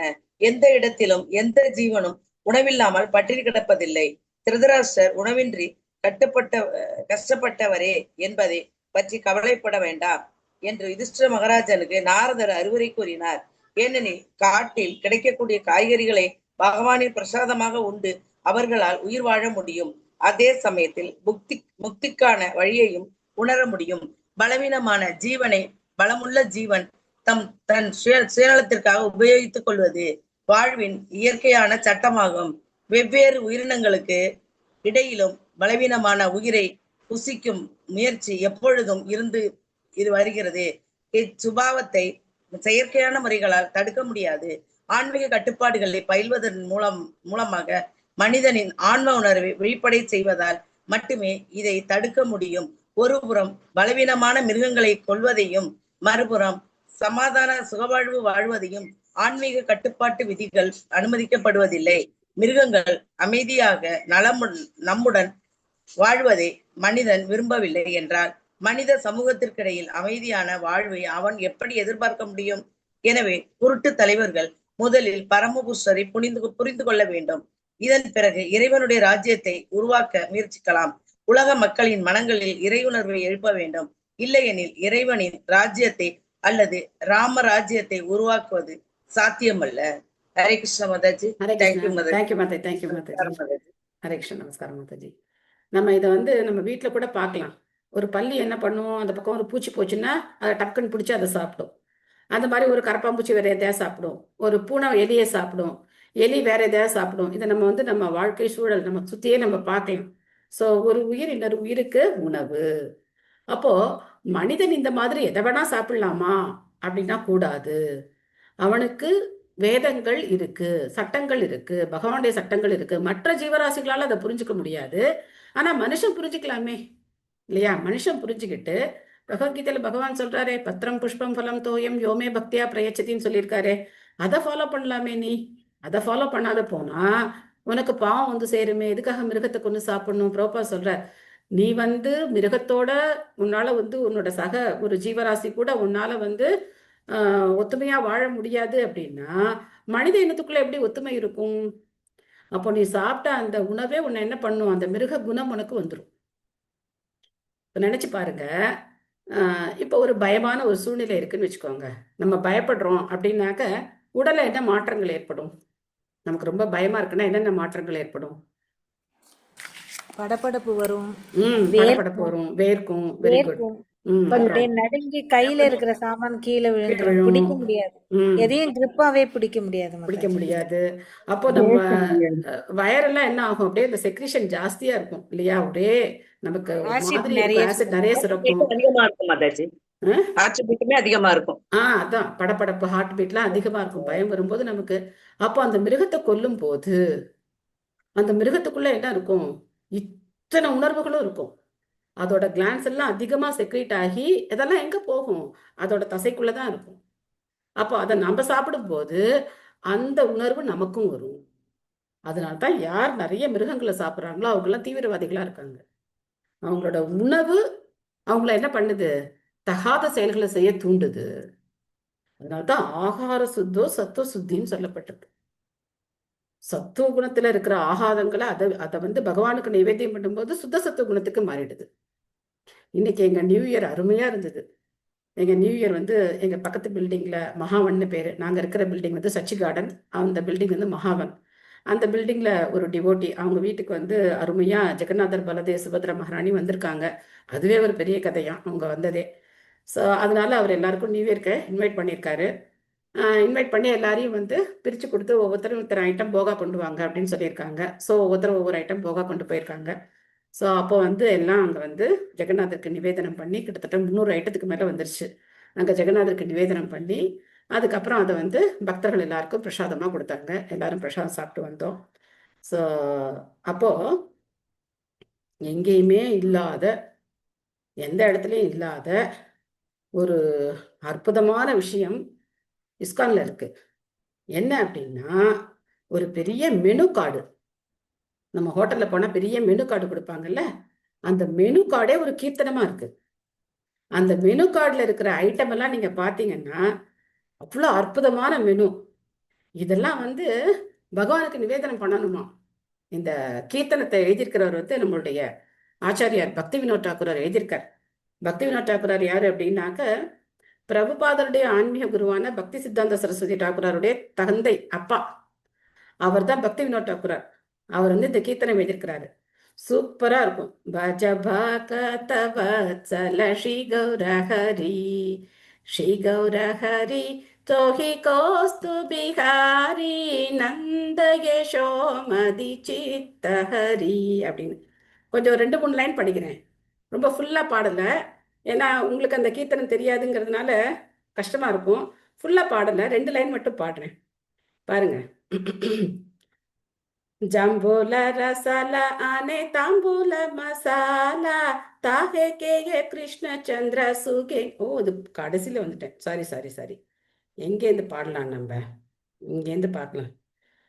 शुक्ता शाकाती भाजी नीलिता कुष्मांडा धाली धालना दुक्ता तुम्बी दाही मोचा कंडा मुग्धा बोरा माशा बोरा रोटी का घृताना शष्कुली पिष्टा का खीर पुली पायसाना कर्पूर अमृत केली रांबा की रसारा अमृत रसाला अम्ल द्वादश प्रकार लुची चीनी सार पूरी लड्डू रसा भाली भोजन कोरे न कृष्णा होय कुतूहाली. எத்தனை ஐட்டம் சொல்றாரு பாருங்க. அமிர்த கேலி, ரம்பா, கீரா சாரா, அமிர்த ரசாலா, அமலா, துவாதச பிரகாரா, அதுக்கப்புறம் நிறைய ஐட்டம். அதாவது கவுண்ட்லெஸ் ஐட்டம்ஸ் சொல்றாரு. கேக்கு, அதுக்கப்புறம் நிறைய ரைஸ்ல பண்ற ஐட்டம்ஸ், அதாவது நிறைய ஸ்வீட்டு, வெஜிடபிள்ஸ் வச்சு பண்ற ஐட்டம்ஸ், இந்த மாதிரி எல்லாம் பகவானுக்கு நிவேதனம் பண்ணணும் அப்படின்னு சொல்லி. அப்போ அங்க கிருஷ்ணர் அதை ரொம்ப யசோதா பவனத்துல ரொம்ப ஆனந்தமா சாப்பிடுறாராம். அதனால பகவானுக்கு நிவேதனம் வச்சுட்டு இந்த பாட்டை பாடுவாங்க, கோவில்ல பாடுவாங்க. இங்க இந்த மாதிரி நிறைய ஆஃபர் பண்ணும்போது, செப்பன் போக ஆஃபர் பண்ணும்போது வீட்லயும் பாடுவாங்க. பொதுவா வீட்டுல ரொம்ப யாரும் பாட மாட்டாங்க. இந்த பாட்டு வாயில வர்றதே கஷ்டம். ஒரு ஐட்டமும் வாயில வர்றதே, இந்த பேரெல்லாம் கொஞ்சம் நமக்கு புதுசா இருக்கும். பட் எல்லாம் பெங்காலி டைம்ஸ், பட் ரொம்ப அருமையான கீர்த்தனம். அந்த மாதிரி இத்தனை ஐட்டம் பகவானுக்கு நிவேதனம் பண்ணி அது ஆனந்தமா பக்தர்கள் சாப்பிடும் போது ஹரே கிருஷ்ண மந்திரம் பாடிட்டு கொஞ்ச நேரம் நல்ல கீர்த்தன் பண்ணிட்டு, அதுக்கப்புறம் மகாபிரபுடைய கதா கொஞ்ச நேரம் கதா கேட்டுட்டு, அதுக்கப்புறம் பிரசாதம் சாப்பிடும்போது இதை விட வாழ்க்கையில என்ன வேணும் இல்லையா? ஆனந்தமான வாழ்க்கை. அப்படி ஏன் பகவானுக்கு நிவேதனம் பண்ணி, இதுதானே உண்மையான கொண்டாட்டம், இதுதானே உண்மையான ஆனந்தம். ஏன் பாவ காரியங்கள் பண்ணி, ஏன் நம்ம உடம்பையும் மனசையும் கெடுத்துக்கிட்டு எதுக்காக மக்கள் கஷ்டப்படுறாங்க? நரகத்துக்கு போறதுக்காக கஷ்டப்படுறாங்க. பட் பகவானுடைய பக்தி வாழ்க்கை அப்படிங்கிறது ஆனந்தமானது. ஸோ நாங்களும் நியூ இயரை செலிப்ரேட் பண்ணோம், ரொம்ப ஆனந்தமா செலிப்ரேட் பண்ணோம் இன்னைக்கு. ஸோ அதனால யாரா இருந்தாலும் சரி, இந்த உலகத்துல நமக்கு எந்த அளவுக்கு வன்முறை விதிக்கப்பட்டிருக்கோ அதுக்கு மீறி நம்ம வன்முறையை உபயோகிக்க கூடாது. நம்மளும் கத்தி எடுத்து வெட்டுறோம், உருளைக்கிழங்கு வெட்டுறோம், ஆப்பிள் வெட்டுறோம், வெண்டைக்காய் வெட்டுறோம், அதோட நிறுத்திக்கணும். இன்னொருத்தவங்கள வெட்டக்கூடாது. அப்போ நாம காப்பாற்றப்படுவோம். ஸோ அதனால பிரபுபாத் இந்த பொருளுரை அருமையான பொருளுரை. மாம்சம் சாப்பிட்றவங்களுக்கு கூட வேதங்கள்ல அவங்களுக்கும் சலுகை இருக்கு. ஆனா அவங்க என்ன பண்ண முடியாது? பகவானுக்கு நிவேதனம் பண்ண முடியாது. காளிக்கு நிவேதனம் பண்ணலாம். அதுக்கும் அமாவாசை ராத்திரி 12 மணிக்கு போய் நிவேதனம் பண்ணணும். அப்போ மந்திரம் சொல்லணும், மாம்ச அப்படின்னு சொல்லணும். மாம்ச அப்படின்னா இப்ப நான் உன்னை வெட்டுறேன், அடுத்த பிறவியில நீ என்ன வெட்டலாம் அப்படின்னு அர்த்தம். மாம் அச, நான் இப்போ உன்னை வெட்டுறேன், நீ என்ன அடுத்த பிறவியில நீ என்ன வெட்டலாம். அப்போ இது மாதிரி சொல்லி சொல்லி வெட்டும்போது அவனுக்கே தெரியும்ல, ஐயோ என்ன இந்த ஆடு இன்னும் நான் ஒரு 10 தடவை 100 தடவை வெட்டிருக்கேனே, அப்ப நான் 100 தடவை வெட்டுப்படணுமே, அப்போ உனக்கு பயம் வரும் இல்லையா? விட்டுருவான். அதுக்காக அந்த சலுகை கொடுக்கப்பட்டிருக்கு. அதுவும் ராத்திரி 12 மணிக்கு. அந்த நாளெல்லாம் கரண்ட் கிடையாது, ஒன்றும் கிடையாது. அங்க போகவே பயமா இருக்கும், பேய் பிசாசெல்லாம் இருக்கும். அதையும் மீறி நீ மாம்சம் சாப்பிடணும் அப்படி. பட் இன்னைக்கு என்ன ஆச்சு? 5 ஸ்டார் ஹோட்டல்ல போய் உட்காந்து ஆர்டர் பண்ணி சாப்பிட்டுட்டு இருக்கோம். இல்லைன்னா வீட்டுல இப்ப அதெல்லாம் விட்டு போச்சு. இப்பதான் ஜொமேட்டோ கிமேட்டோ என்னென்னமோ இருக்கே, அவங்களே ஆர்டர் பண்ணி சாப்பிட்டுக்கிறாங்க. இப்போ இதெல்லாம் பயங்கர பாவகரமான வாழ்க்கை. எதுக்காக பிரபுபாத நமக்கு 4 சட்டத்திட்டம் கொடுத்துருக்காரு அப்படிங்கறத நம்ம புரிஞ்சுக்கணும். இந்த பொருளுரை பாருங்க, எவ்வளவு அற்புதமான பொருளுரை பாருங்க. சாஸ்திர விதிகளுக்கு ஏற்ப நம்ம பகவானுக்கு நிவேதனம் பண்ணி பிரசாதம் மட்டுமே சாப்பிடணும். அப்போ இந்த பாவ விளைவுல இருந்து நம்ம தப்பிக்கலாம். அதனால உணவுக்காக திருதராஷ்டிரர் கஷ்டப்படுவான்னு யோசிக்காதப்பா.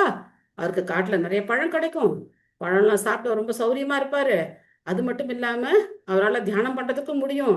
இங்க இருந்தார் அப்படின்னாக்க இதே தான் யோசிச்சுட்டு இருப்பார், நாம அந்த பிளான் பண்ணிருக்கலாமா, இந்த பிளான் பண்ணி இப்படி கொண்டு இருக்கலாமோ, அப்படி பண்ணியிருந்தா துரியோதனன் பழச்சிருப்பானோ அப்படின்னு சொல்லி அவர் மைண்ட் என்ன பண்ணிக்கிட்டே இருக்கும், இன்னும் சூழ்ச்சி பண்ணிக்கிட்டே இருக்கும். எப்போ இதுலேருந்து விலகி போனாரோ அப்பத்தான் அவரால் பகவானை வந்து கொஞ்சமாவது நினைக்க முடியும். அதனால அவர் போனது சரிதான். அப்போ பிரபுபாதர் இங்க முக்கியமா என்ன சொல்றாருன்னா, குருட்டு தலைவர்கள், இந்த உலகத்துல இருக்கிற தலைவர்கள் எல்லாருமே குருடர்கள்னு சொல்றார். இந்த குருட்டு தலைவர்கள் பகவானுடைய சட்டத்தை புரிஞ்சுக்கணும். அப்படி புரிஞ்சுக்கிட்டாங்க அப்படின்னா அப்போ கடவுளுடைய ராஜ்யத்தை அவங்களால அமைக்க முடியும். யார சொல்றாரு முக்கியமா அப்படின்னா, நம்ம நாட்டுக்கு சுதந்திரம் வாங்கி கொடுத்தவரை சொல்ற. அவர் தான் ராமராஜ்யம் பத்தி எல்லாம் பேசிட்டு இருந்தார். ஆனா பசுவதைய சட்டமா கொண்டு வரல. அவர் பண்ண மிகப்பெரிய தவறு, பசுவதைய இந்தியாவில் சட்டமா கொண்டு வரல. அதை அவர் பண்ணியிருக்கணும். பிரபுபாதர் கடிதம் எழுதுறார், இந்த மாதிரி பசுவதையை தடுத்துருங்க அப்படின்னு சொல்லி. பட் அவர் பண்ண மாட்டேன்ட்டார். அது அவங்களுடைய உரிமை அப்படிங்கிறார். என்ன பண்ண முடியும்? தத்திதம் பகவான் ராஜன் ஏக ஆத்மாத்மனாம் ஸ்மத்ருத் அந்தரோ அனந்தரோ பாதி பஸ்யதம் மாயேயா ஹிருதா. எனவே அரசே, இரண்டற்ற ஒருவரும் பல்வேறு சக்திகளின் வாயிலாக உள்ளும் புறமும் விளங்குபவருமான பரமபுருஷரை மட்டுமே நோக்க வேண்டும். இதை பத்திலாம் கவலைப்படாத, பகவானை மட்டுமே தியானம் பண்ணணும் அப்படின்னு சொல்றாங்க. விமலா தேவி மாதாஜி, வாழ்த்துக்கள். நீங்க பரவாயில்ல, இந்த நிலையில் நீங்க கரெக்டா பாகவதம் அட்டன் பண்ணிட்டே இருக்கீங்க. வாழ்த்துக்கள் மாதாஜி. ஹரே கிருஷ்ணா. படிக்கிறீங்களா? வாழ்த்துக்கள். பாட்டி ஆயிட்டீங்க. வாழ்த்துக்கள் மாதாஜி. பாட்டி ஆயிட்டேன் பிரபு. என்ன குழந்தை மாதாஜி? பெண் குழந்தை. பெண் குழந்தை. எல்லா குழந்தையும் நம்ம குழந்தை தான் மாதாஜி. அதான் எனக்கும் தோணுச்சு, ஆண்டாள் கேட்டுக்கிட்டே இருக்கோம் நமக்கு அப்படின்னு. ஆண்டாள் தான் மாதாஜி. ஆண்டாளுடைய பக்தையா ஒரு பக்தை பிறந்திருக்காங்கன்னு சொல்லணும். ஆண்டாளே பிறந்திருக்காங்கன்னு சொல்லக்கூடாது, ஆண்டாளோட பக்தை பிறந்திருக்காங்கன்னு சொல்லணும். பக்தை பிறந்திருக்காங்க. அந்த திருப்பாவையில நல்லா பாடணும் மாதாஜி அந்த குழந்தை. ஆமா. ஓகே, பொருளுரை படிங்க. ஹரே கிருஷ்ணா. ஹரே கிருஷ்ணா. ஸ்ரீல பிரபுபாதாக்கு ஜெய். பரமபுருஷ பகவான் இரண்டற்ற ஒருவரே ஆவார். ஆனால் வெவ்வேறு சக்திகளின் வாயிலாக அவர் தம்மை வெளிப்படுத்துகிறார். இயற்கையாகவே அவர் ஆனந்தமயமானவர் என்பதே இதற்கு காரணம்.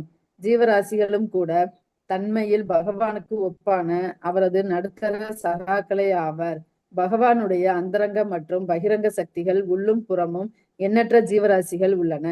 ஆன்மீக உலகம் பகவானின் அந்தரங்க சக்தியால் ஆனது என்பதால் அச்சக்திக்குள் உள்ள ஜீவராசிகள் பகவானோடு தன்மையில் ஒன்றுபட்டவர்களாகவும் பகிரங்க சக்தியின் களங்கங்கள் இல்லாதவர்களாகவும் இருக்கின்றனர். ஜீவராசி தன்மையில் பகவானோடு ஒன்றுபட்டவன் என்றாலும் ஜட உலக களங்கத்தினால் அவன் இன்ப துன்பங்களை அனுபவிக்கிறான். இத்தகைய அனுபவங்கள் நிலையற்றவையாகும். இவை ஆத்மாவை பாதிப்பதில்லை. இத்தகைய நிலையற்ற இன்ப துன்பங்களின் உணர்வு பகவானின் குணங்கள் தன்னிடமும் உள்ளன என்பதை மறப்பதால் மட்டுமே ஏற்படுவதாகும். இதயவாசியான பரமாத்மாவாக உள்ளே இருந்து கொண்டு ஜீவராசியின் இழிவடைந்த நிலையை அவர் திருத்துகிறார். மேலும் ஆன்மீக குரு மற்றும் வேத நூல்கள் ஆகிய தோற்றங்களில் வெளியே இருந்து கொண்டு அவனை திருத்துகிறார். ஒருவன் பகவானை நோக்க வேண்டும். இன்ப துன்பங்களை கண்டு கலங்கிவிடக் கூடாது.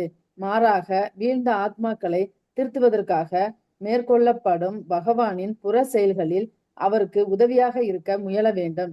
சொந்த நன்மைக்காகவோ சில பௌதிக லாபத்திற்காகவோ அல்லது வாழ்க்கை தேவைகளை சம்பாதிப்பதற்காகவோ ஒரு ஆன்மீக குருவாக ஆகக்கூடாது.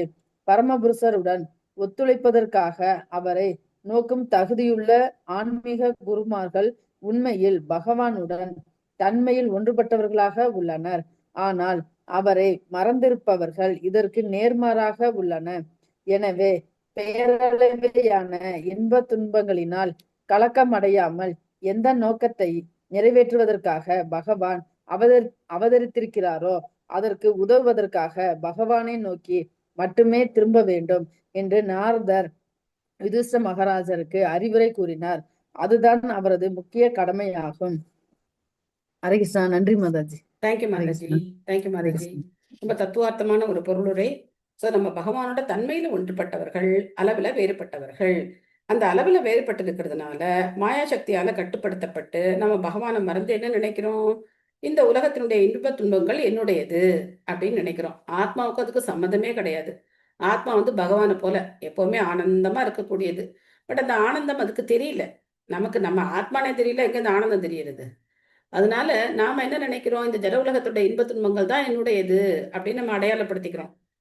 சோ எப்போ நம்ம அதுல இருந்து மீண்டு வர முடியும்? அதுக்கு பகவான் நமக்கு உதவி செய்யறார். 2 விதத்துல உதவி செய்யறார்.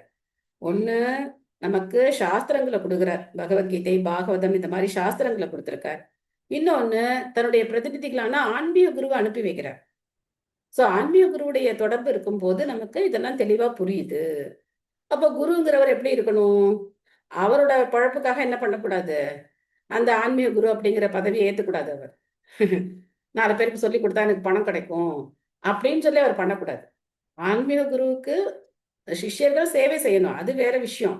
ஆனா இவர் வந்து தொழிலா பண்ணக்கூடாது. பிரபுபா சொன்னார். பிரபுபா என்ன சொல்லுவார் அப்படின்னா, நான் இவங்களுக்குலாம் ஒண்ணுமே பணம் கொடுக்கறது இல்லை, நான் இவங்களுக்குலாம் ஒன்றும் பண்றது இல்லை. பட் இந்த பக்கம் வந்து ஒரு அமெரிக்காக்காரன் சாமரம் வீசிட்டு இருக்காங்க, இந்த பக்கம் ஒரு ரஷ்யாக்காரன் என்ன பண்ணிட்டு இருக்காரு, அவர் வந்து சாமரம் வீசிட்டு இருக்காரு. நான் இவங்களுக்குலாம் ஒன்றும் பணம் கொடுக்கலையே. மொத்த உலகம் பிரபுபாதர் காலில் விழுந்தது. பிரபுபாதர் யாருக்கும் எதுவும் சம்பளம்லாம் கொடுத்துலாம் வேலைக்கெல்லாம் வச்சுக்கல. ஆனா பிரபுபாதருக்காக அவங்க உயிரையே கொடுத்தாங்க. அவங்க பண்ண தியாகம் நம்மளால இன்னைக்கு இந்த சாஸ்திரங்களை படிக்க முடியும். அந்த மாதிரி டெடிகேட் பண்ணாங்க. பிரபுபாதர் என்ன சொன்னாரோ அதை அப்படியே கேட்டாங்க, 100% கேட்டாங்க. அதனால நம்மளால இன்னைக்கு சௌரியமா உட்கார்ந்து இதெல்லாம் படிக்க முடியுது. சோ ஆன்மீக குருவுக்கு சேவை செய்ய வேண்டியது சிஷ்யனுடைய கடமை. ஆனா ஆன்மீக குரு அதை பழைப்பா நடத்தக்கூடாது. பிரபா சொன்னார், நான் தான் உலகத்திலே நம்பர் 1 பணக்காரன் இன்னைக்கு அப்படின்னு சொன்னார். ஆனா அத்தனை கோவில்களும் எல்லா சொத்துக்களும் யார் பேர்ல இருந்தது? இஸ்கான் பேர்ல தான் இருந்தது. பிரபா தன்னுடைய குடும்பத்துக்கு 1 பைசா கொடுக்கல. அவரோட மகன் கோர்ட்ல கேஸ் போட போனார், எங்க அப்பாவோடது இஸ்கான் அப்படின்னு சொல்லி. எந்த ஒரு என்ன பண்ண முடியாது, நூல் இழை கூட பிரபுபாதருடைய அந்த நிர்வாகத்துல யாரும் தவறு செய்ய முடியாது. அந்த அளவுக்கு பிரபுபாதர் வந்து இஸ்கான் வந்து கட்டுக்கோப்பா வச்சிருந்தார். யாரும் உரிமை கோர முடியாது. ஆனா மற்ற இயக்கங்கள்லாம் நம்ம பார்க்கலாம், எப்படி வந்து பரம்பரையா உட்காந்து சாப்பிட்ற மாதிரி சொத்து சேர்த்து வச்சுட்டு போறாங்கன்னு பார்க்கலாம். பட் பிரபுபாதர் பண்ணதெல்லாம், அவருடைய சொத்தெல்லாம் என்னது? புஸ்தகங்கள் தான். நீங்க எந்த இஸ்கான் போனாலும் சரி, எத்தனை செட்டு பாகவதம் வேணாலும் கிடைக்கும், எத்தனை பகவத்கீதை வேணாலும் கிடைக்கும், கோடான கோடி புஸ்தகங்கள் தான் நம்மளுடைய சொத்து. சோ அவர் தான் ஆன்மீக குருவா இருக்க முடியும். சோயம் அத்ய மகாராஜ பகவான் பூதபாவனக காலரூபோவர்த்தீனோஸ்யாம் அபாவாய சுரத்விஷாம்.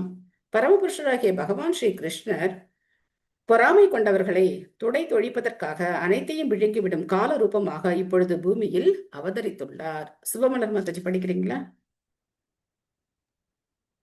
படிக்கிற மாதாஜி. ஹரே கிருஷ்ணா. ஹரே கிருஷ்ணா. பொருளுரை. பொறாமை கொண்டவர்கள், கீழ்ப்படிபவர்கள் என 2 பிரிவுகளை சேர்ந்த மனிதர்கள் உள்ளனர். இரண்டற்ற ஒருவரே ஆன பரமபுருஷர் எல்லா ஜீவராசிகளுக்கும் தந்தையாவார். பொறாமை கொண்ட ஜீவராசிகளும் அவருடைய மகன்களே. ஆனால் அவர்கள் அசுரர்கள் எனப்படுகின்றனர். மாறாக பரமபிதாவுக்கு அடங்கி நடக்கும் ஜீவராசிகள் தேவர்கள் என்று அழைக்கப்படுகின்றனர். ஏனெனில் பௌதிக எண்ணங்களால் அவர்கள் களங்கமடையாதவர்களாக உள்ளனர். அசுரர்கள் பகவானிடம் மட்டுமல்லாமல் மற்ற எல்லா ஜீவராசிகளிடமும் கூட பொறாமை கொண்டுள்ளனர். உலகில் அசுரர்களின் ஆதிக்கம் மேலோங்கும் போது பகவான் தோன்றி அவர்களை அழித்து பாண்டவர்களை போன்ற தேவர்களின் ஆட்சியை அவர் நிலைநாட்டுகிறார்.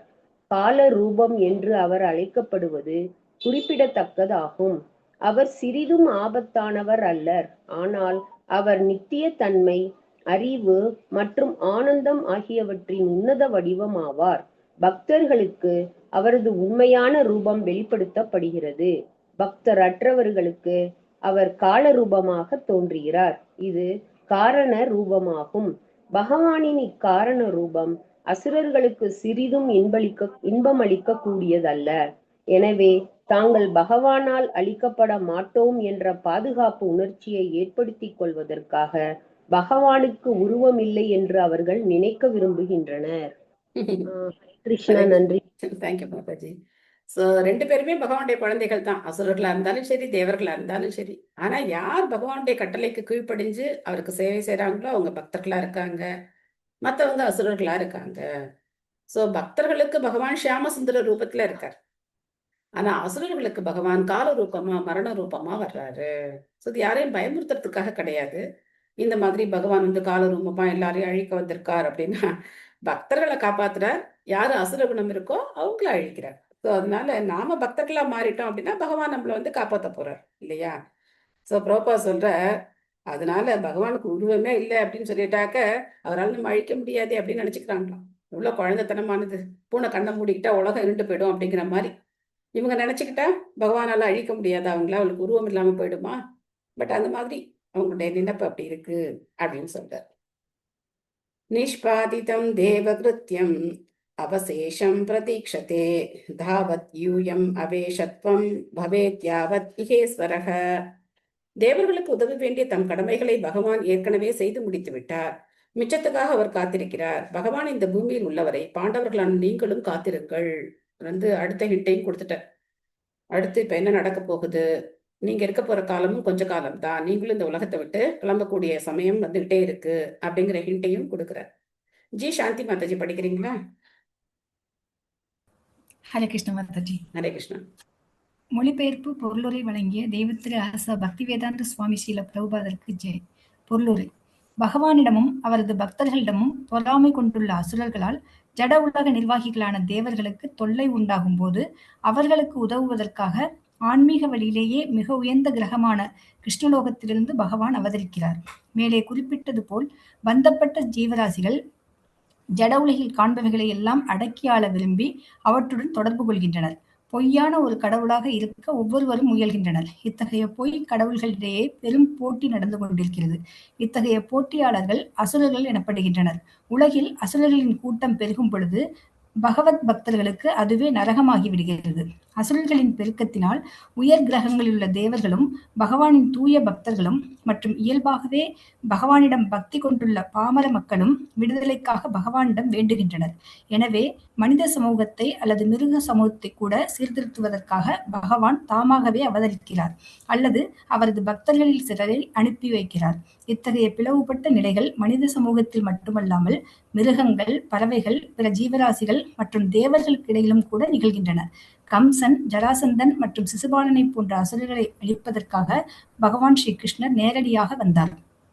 யுதிஷ்டிர மகாராஜனின் ஆட்சி காலத்தில் ஏறக்குறைய இந்த அசுரர்கள் அனைவருமே பகவானால் கொல்லப்பட்டனர். இப்பொழுது யது வம்சம் என்று அழைக்கப்படும் அவரது சொந்த வம்சமும் அழிந்து விடுவதற்காக அவர் காத்திருந்தார். இந்த யது வம்சம் பகவானின் விருப்பத்தினால் இவ்வுலகில் தோற்றுவிக்கப்பட்டது. தமது நித்திய உலகிற்கு தாம் புறப்படும் முன்பாகவே இவர்களை அங்கு அனுப்பிவிட பகவான் விரும்பினார். விதுரரைப் போலவே நாரதரும் உடனடியாக நிகழப்போகும் யது வம்சத்தின் அழிவை பற்றி வெளிப்படுத்தவில்லை. ஆனால் அவர் அரசருக்கும் அவரது சகோதரர்களுக்கும் மறைமுகமான ஒரு குறிப்பை மட்டுமே உணர்த்தி அச்சம்பவம் நிறைவேறி பகவான் புறப்பட்டு செல்லும் வரை காத்திருக்கும்படி கூறினார். Hare Krishna mataji. Thank you Mataji. Hare Krishna. Thank you Mataji. So இந்த ஸ்லோகம் நம்ம வந்து பாகவத்துல பார்த்தோம். 3வது அத்தியாயத்துல இந்த ஸ்லோகத்தை நம்ம பார்த்தோம். பகவானுடைய பல்வேறு அவதாரங்களை பத்தி பார்த்துட்டு அந்த அவதாரங்களுடைய பட்டியல் முடிஞ்சோடனே இந்த ஸ்லோகம் வரும். ஏதே சாம்ச கலா பும்சக கிருஷ்ணஸ்து பகவான் ஸ்வயம் இந்திராரி வியாக்குலம் லோகம் மிருதயந்தி யுகே யுகே அப்படின்னு. இந்திராரி வியாக்குலம் லோகம். வியாக்குலம்னா என்ன அப்படின்னா ஒரு துன்பம், ஒரு கஷ்டம் வருது, வியாக்குலம் சொல்லுவோம் இல்லையா? அப்போ அந்த மாதிரி இந்திராதி தேவர்களுக்கு ஒரு கஷ்டம் ஏற்படும் போது பகவான் என்ன பண்றாரு, இந்த உலகத்துல அவதரிச்சு அசுரர்களை அழிக்கிறார் அப்படின்னு அந்த ஸ்லோகத்துல நம்ம பார்த்தோம். யுகே யுகே யுகந்தோறும் அவதரிக்கிறார். அதே மாதிரி பகவத்கீதையிலையும் சொல்லியிருக்காரு இல்லையா, பரித்ராணாய சாதுனாம் என்ன சொல்லியிருக்கார், பரித்ராணாய சாதுனாம் விநாசாய சதுஷ்கிருதாம் தர்ம சம்ஸ்தாபனார்த்தாய சம்பவாமி. அந்த ஸ்லோகம் மாதிரியே இந்த ஸ்லோகமும் மெமரி பண்ணி வச்சுக்கோங்க. ஏதே சாம்ச கலா பும்சக கிருஷ்ணஸ்து பகவான் ஸ்வயம் இந்திராரி வியாக்குலம் லோகம் மிருதயந்தி யுகே யுகே. இந்த ஸ்லோகமும் நம்ம மெமரைஸ் பண்ணி வச்சுக்கணும். ஏன்னா இந்த பொருளுரை படிக்கும்போது நமக்கு அதை ஈஸியா ரிலேட் பண்ண முடியும். எஸ், பாகவதத்துல நம்ம படிச்சோம், பகவத்கீதையில படிச்சோம், அதை பிரபுபாதர் நமக்கு விளக்கமா கொடுத்திருக்கார். We can relate easily. அதுக்கு தான் ஸ்லோக்கெல்லாம் மெமரைஸ் பண்ணி வச்சுக்கணும். அது மெமரைஸ் பண்ணி படிக்கும்போது நமக்கு அது ஏதோ புதுசா இருக்கிற மாதிரி இல்லாம இருக்கும். இல்லைன்னா நமக்கு இதெல்லாம் மறந்து போயிடும். திரும்ப அடுத்த காண்டம் வரும்போது இதுல சொல்லியிருக்கிறது நமக்கு மறந்து போயிடும். இதெல்லாம் நம்ம எங்க படிச்சோம் அப்படிங்கிற மாதிரி ஒரு ஃபீல் இருக்கும். ஸோ எல்லாத்தையும் நம்ம அப்பப்போ மெமரைஸ் பண்ணி வச்சு ரிலேட் பண்ணி பார்த்துக்கிட்டே வந்தோம் அப்படின்னாக்க மறக்கவே மறக்காது. ரொம்ப ஈஸியா நம்ம வந்து பகவானை ஞாபகம் வச்சுக்கலாம். இது எதுக்காக நம்ம பண்றோம் அப்படின்னா பகவானை ஞாபகம் வச்சுக்கிறதுக்கு தான். இது நான் பெரிய பண்டிதன்னு காட்டிக்கிறதுக்கு கிடையாது. பகவானை ஞாபகம் வச்சுக்கிறதுக்கான சுலபமான வழி இதெல்லாம். நம்ம ஸ்லோகா மெமரைஸ் பண்றது, பொருளுரையில பிரபுபாதர் என்ன சொல்றார் அப்படிங்கிறத புரிஞ்சுக்கிறது, தத்துவங்களை கொஞ்சம் புரிஞ்சுக்கிறது, இதெல்லாம் நம்ம வந்து பகவானை பத்தி தெரிஞ்சுக்கிறதுக்கான ஒரு நல்ல வாய்ப்பு. ஸோ ஈஸியா நமக்கு ஞாபகம் வந்ததுன்னா அப்போ சொல்றவங்களுக்கும் எப்படி இருக்கும், உற்சாகமா இருக்கும். எஸ், உங்களுக்கு புரியுது, நம்ம மேலும் இதை ரசிச்சு படிக்கலாம் அப்படின்னு இருக்கும். ஸோ புரியல அப்படின்னாக்கா ரொம்ப கஷ்டமா இருக்கும் இல்லையா? ஃபர்ஸ்ட் கேண்டம் படிக்கும்போது இது வந்து பரவாயில்ல. பட் நம்ம மேல மேல போகும்போது நம்ம என்ன செய்யணும், நல்லா புரிஞ்சுக்கிட்டோம் அப்படின்னாக்க படிக்கிறதுங்கிறது சுவையா இருக்கும். ஒரு எடுத்து சொல்றதுக்கும் வந்து அது நமக்கு இனிமையான ஒரு விஷயமா இருக்கும். ஓகே, அப்போ விதுரர் என்ன பண்ணார்? பகவான் வந்து இந்த உலகத்தை விட்டு புறப்பட்டு போக போறார் அப்படிங்கறது அவரும் சொல்லல இல்லையா? சொல்லாம அவர் என்ன பண்ணார், திருதராஷ்டிரரை கிளப்பி விட்டு அவரும் கிளம்பி போயிட்டார்.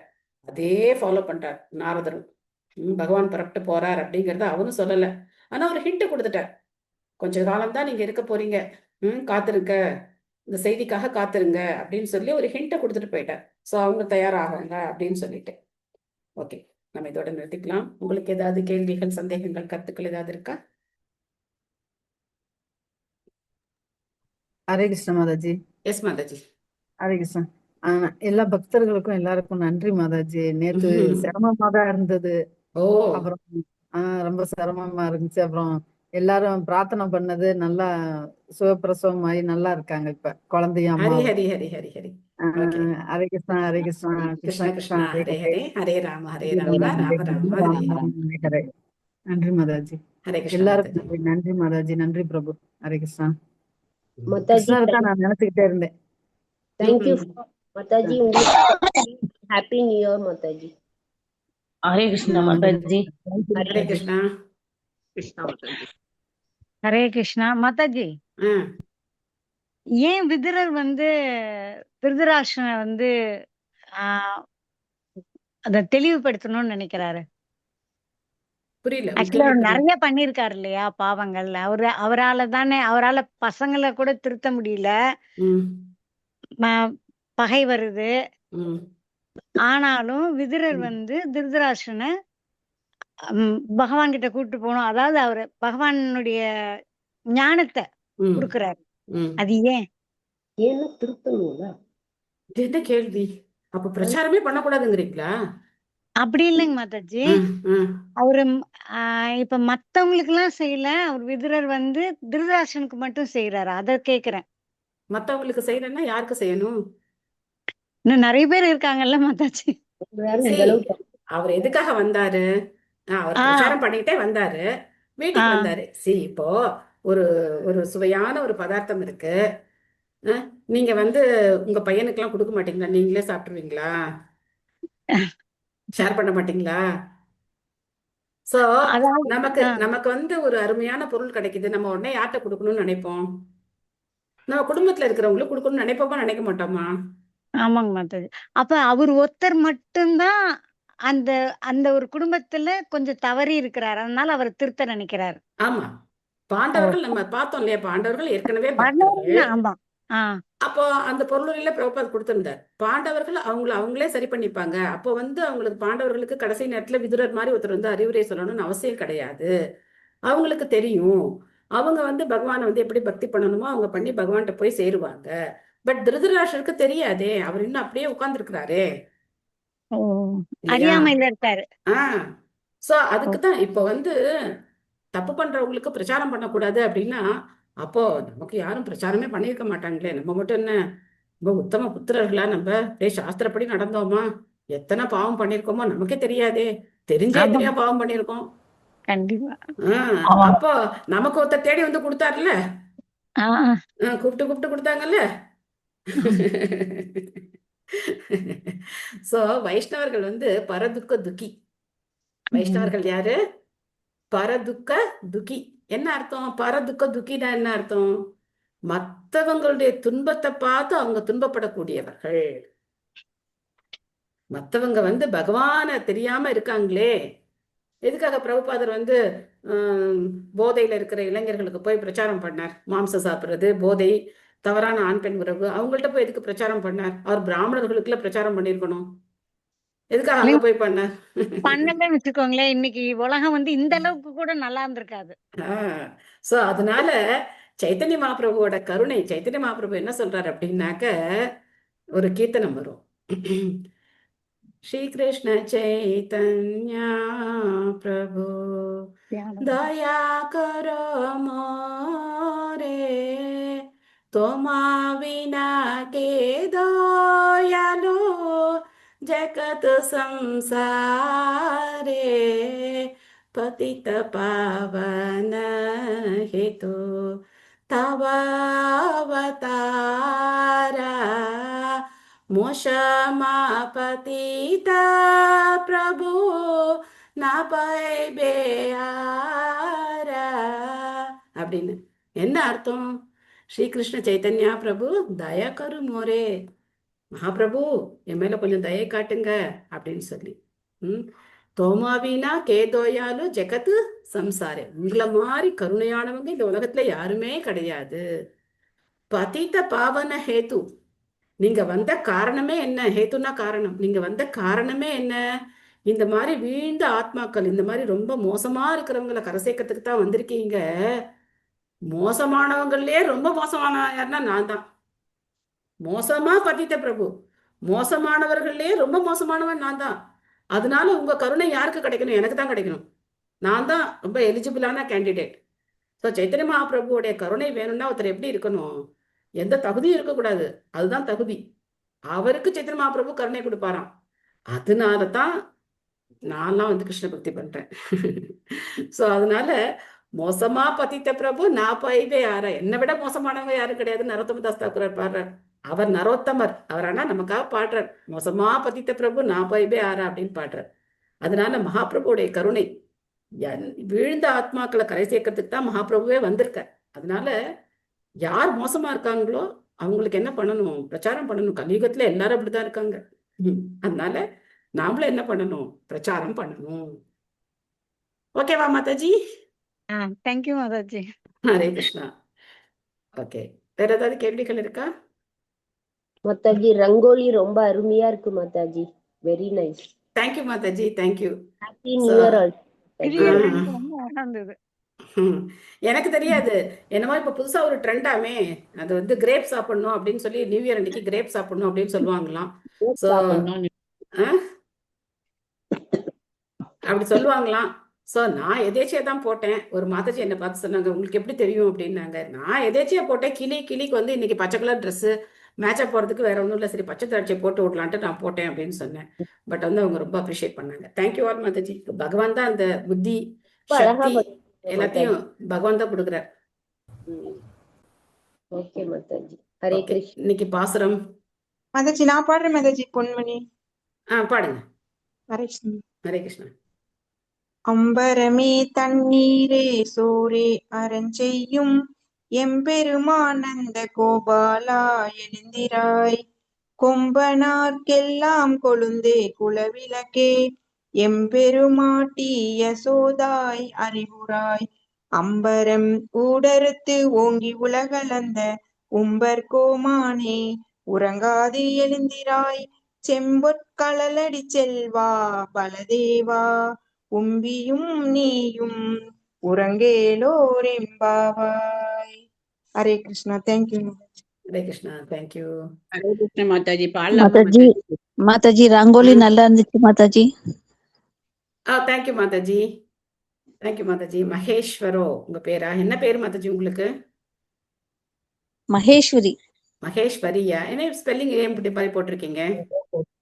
இல்லையே, தப்பா போட்டுச்சோ? ஓகே, எனிவே கவனிக்கல. Okay, thank you mataji. மகேஸ்வரி மாதாஜி, நன்றி மாதாஜி. பாடலாமா மாதாஜி? நியூ இயர் பாடுங்க பாடுங்க. கிருஷ்ணா.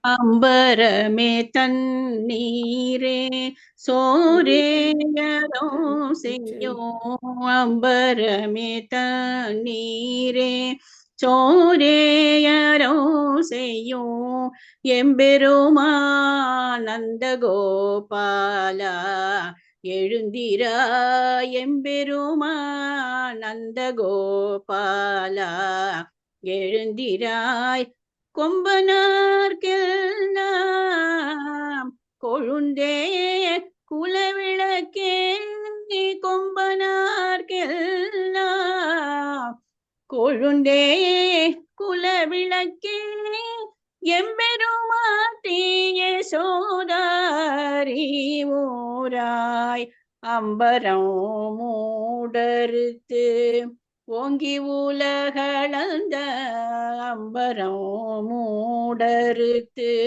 ஓங்கி உலகளந்த உம்பர் கோமானே உறங்கார் எழுந்திராய் உம்பர் கோமானே உறங்கார் எழுந்திராய் செம்பொற்கழலடி செல்வா பாலதேவா செம்பொற்கழலடி செல்வா பாலதேவா உம்மியும் நீயும் உறங்கேலோரும் பாவாய் அம்பரமே தண்ணீரே. ஆண்டாள் திருவடிகளே சரணம். ஹரே கிருஷ்ண மாதாஜி. சூப்பர் மாதாஜி, அருமையா ஹரே இருந்துச்சு Krishna. Mataji. Thank you mataji. Thank you. Hare Krishna. Thank you. நன்றி Hare Krishna. Thank you mataji. Thank you. Hare Krishna. Hare Krishna mataji. Hare Krishna. Hare Krishna. Hare Krishna. Thank you. Thank you. Thank you prabhu. Hare Krishna mataji. Thank you Mataji. Hare thank you Krishna. Mataji. Hare Krishna. Krishna Mataji.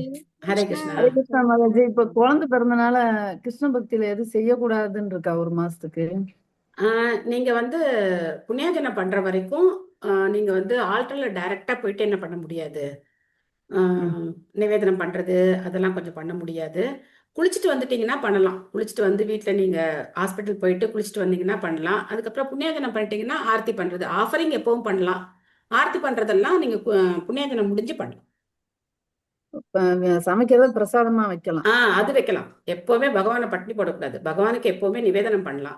Aarthi பண்றது மட்டும் புண்ணியாஜனம் முடிஞ்சு ஆர்த்தி பண்ணலாம். ஓ சரிங்க மாதாஜி. நன்றி மாதாஜி. ஹரே கிருஷ்ணா. வேற என்ன ஸ்டாண்டர்ட் நீங்க ஃபாலோ பண்றீங்களோ ரெகுலரா, என்ன நீங்க என்ன ஸ்டாண்டர்ட் ஃபாலோ பண்றீங்கன்னு எனக்கு தெரியாது.